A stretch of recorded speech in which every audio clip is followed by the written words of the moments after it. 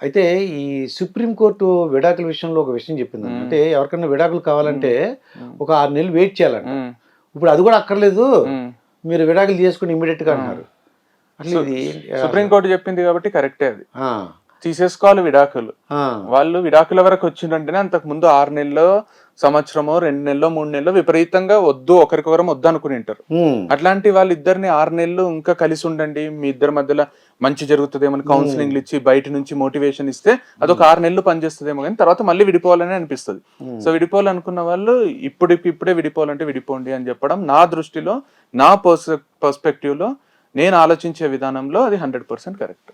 అంటే సమాజం కొద్దిగా ఏమైనా ఇబ్బంది పడతదా అని పిల్లలు ఉన్నారనుకోండి ఏమైనా ఇబ్బంది అంటే పడతారా అది అని? వాళ్ళు ఆలోచించుకోవాలి కదా! మీరు నేను ఎందుకు? వాళ్ళిద్దరికి అంత ఇంకిత జ్ఞానం పెళ్లి ఏజ్ వచ్చింది, పెళ్లి చేసుకున్నారంటే హ్మ్. వాళ్ళు కలిసి ఉండాలా, విడిపోవాలా అనేది వాళ్ళిద్దరి డిసిషన్. హ్మ్. మనం బయట నుంచి ఏముంది సర్దుకుపో, కలిసుండు అన్నా ఒక 2, 3 రోజులు సర్దుకుంటారు, కలిసుంటారు, తర్వాత విడిపోతారు. ఆ అది. పిల్లల భవిష్యత్తు అది ఇది మీకు నాకు ఉన్న ఇంట్రెస్ట్ కంటే తల్లిదండ్రులుగా వాళ్ళకి పిల్లల భవిష్యత్తు మీద ఎక్కువ ఇంట్రెస్ట్ ఉండాలి. అరే పిల్లల భవిష్యత్తు పాడైతది మనం కలిసే ఉందాం, వాళ్ళే మాకు ఇంపార్టెంట్, వాళ్ళే మాకు ప్రయారిటీ అంటే కలిసుంటారు. అది.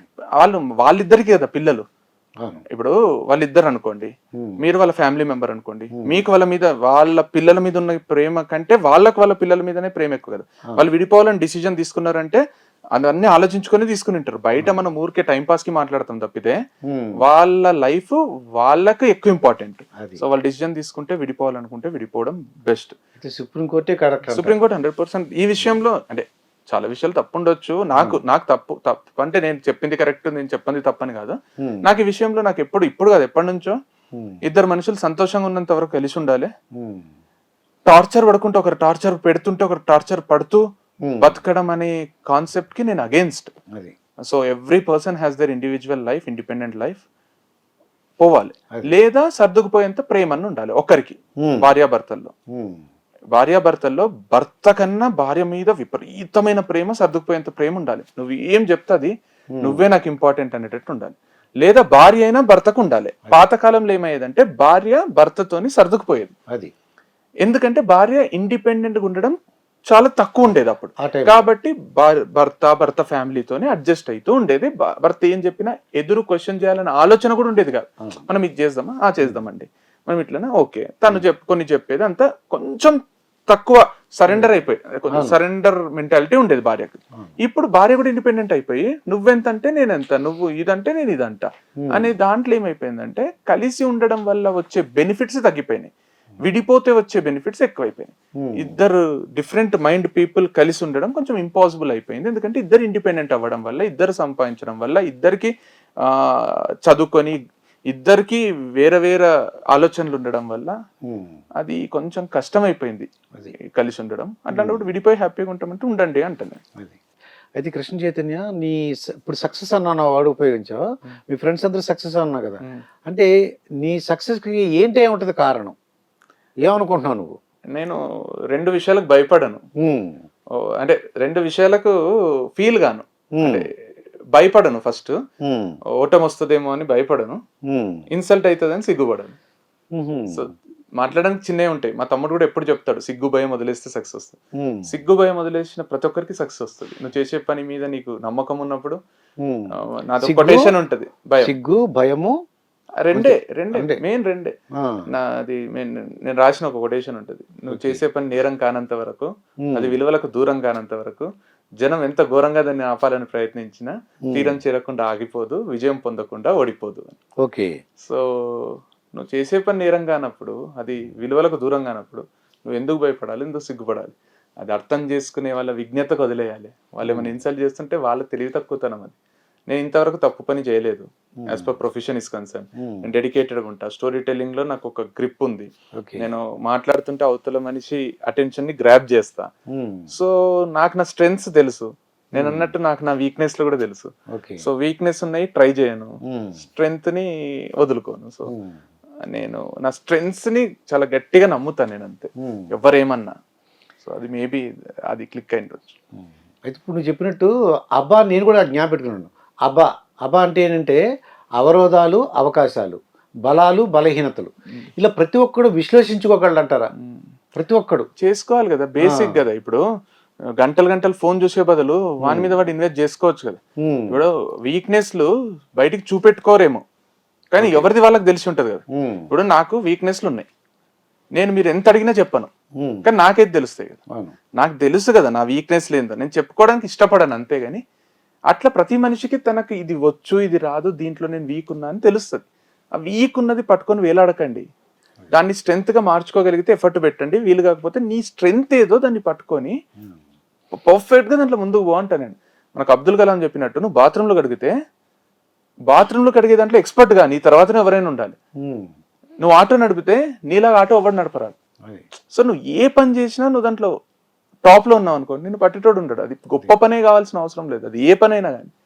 నువ్వు స్వీపర్ అయితే బెస్ట్ స్వీపర్ గా, నువ్వు అది టీచర్ అయితే టీచర్ బెస్ట్ టీచర్ గా, టీచింగ్ సగం సగమే చేసి ఇది సగం చేసి అన్నిట్లో యావరేజ్ ఉంటే నీ లైఫ్ కూడా నార్మల్ ఉంటది. ఇప్పుడు మీరు నాకు ఇంట్రడ్యూస్ చేసేటప్పుడు శ్యామ్ని అండ్ విష్ణుని చెప్పాను కదా వీళ్ళు టాప్ క్లాస్ అని.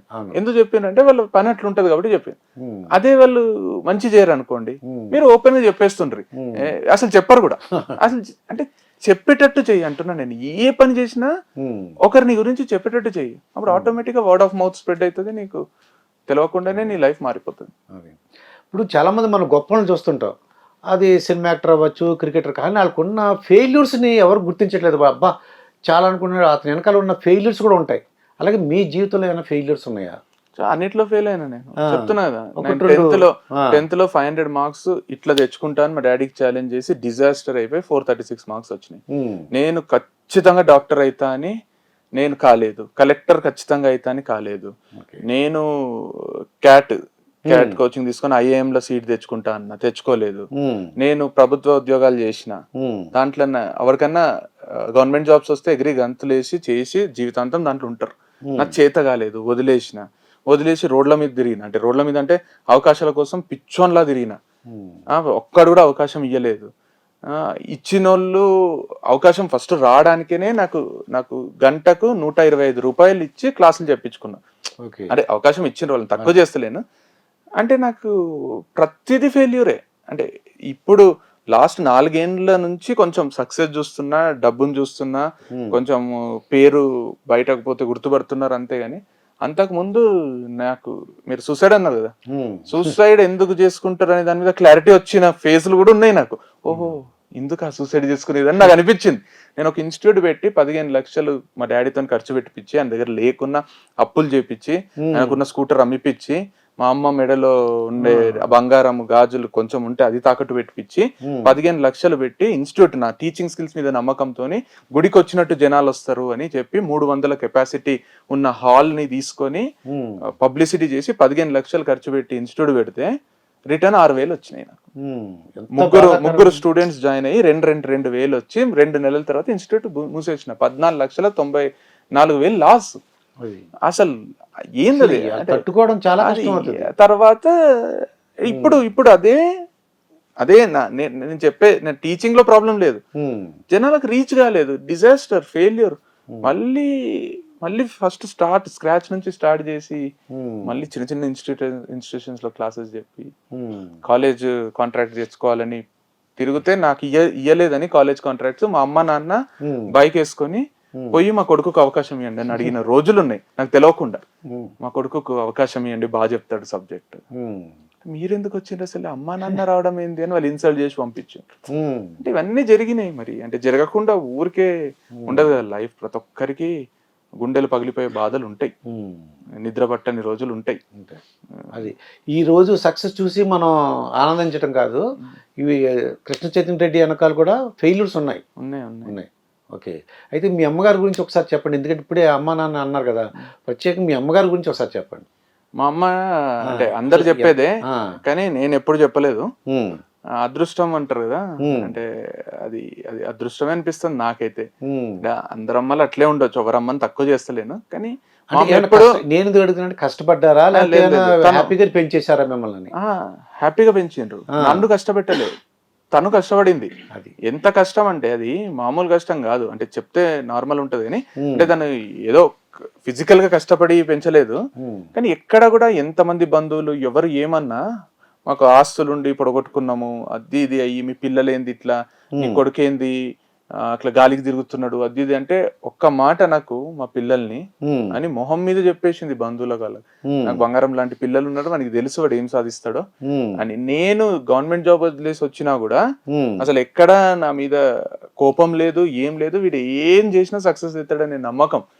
సక్సెస్ కానప్పుడు అట్లే చూసింది, ఇప్పుడు అట్లే చూస్తుంది, రేపు పొద్దున అట్లే చూస్తుంది. అండ్ ఇప్పటికీ అనిపిస్తుంది నాకు, అంటే అట్లాంటి మనిషి కూడా ఉంటారు ఎవరన్నా లైఫ్ లో. ఇంతవరకు నాతో డిసప్పాయింట్ కాని వ్యక్తి ఎవరైనా ఉన్నారంటే మా అమ్మ. అంటే జెర్సీ సినిమాలో నాని అంటాడు, నన్ను జడ్జి చేయండి ఈ ప్రపంచంలో, నన్ను జడ్జి చేయకుండా నిస్వార్థంగా నన్ను ప్రేమించేది ఎవరైనా ఉన్నారంటే నా కొడుకు అంటాడు. అట్లా నన్ను జడ్జి చేయకుండా, నేను సక్సెస్ ఆ ఫెయిల్యూర్ అని చూడకుండా, నేను బాధలున్నా సంతోషంలో ఉన్నది ఏం లేదు, మా అమ్మ నన్ను ఎప్పుడు అట్లే చూసింది. నన్ను ఇంతవరకు జడ్జి చేయలేదు, నా నుంచి ఏం ఎక్స్పెక్ట్ చేయలేదు, ఏం లేదంటే మా అమ్మ. అది అది అసలు ఎక్కడ కూడా ఒకసారి ఫోర్స్ చేయలేదు నాకు, ఇంతవరకు ఫోర్స్ ఇది చేయరా అని ఫోర్స్ చేయలేదు నాకు, ఇప్పటికీ చేయదు. మా నాన్న అంటుంటాడు, ఏంద్ర 24 గంటలు ఎడిటింగ్ అంటావు, అది చేసుకుంటావు, ఫోటోలు. మా అమ్మ ఏం అని తెలుసు, నేను తింటా అన్నప్పుడు ఏదానికి ఫోర్స్ చేయదు. ఇప్పుడు నేను ఇప్పటికీ ఫోర్స్ చేయదు, ఏ విషయంలో, పెళ్లి విషయంలో కూడా ఫోర్స్ చేయదు. ఇప్పుడు ఆపరేషన్ లేకుండానే మోకాళ్లకు ప్లాస్మా ట్రీట్మెంట్, మీ ఆర్థోపెడిక్ సమస్యలన్నిటికీ రోబోటిక్ టెక్నాలజీ ద్వారా తక్కువ ఖర్చుతో శాశ్వత పరిష్కారం, ఫ్రీ కన్సల్టేషన్, ప్రతి ట్రీట్మెంట్ పై 20% డిస్కౌంట్. ఈ ఆఫర్ కొద్ది రోజులు మాత్రమే, త్వరపడండి. V9 hospitals 9281465842.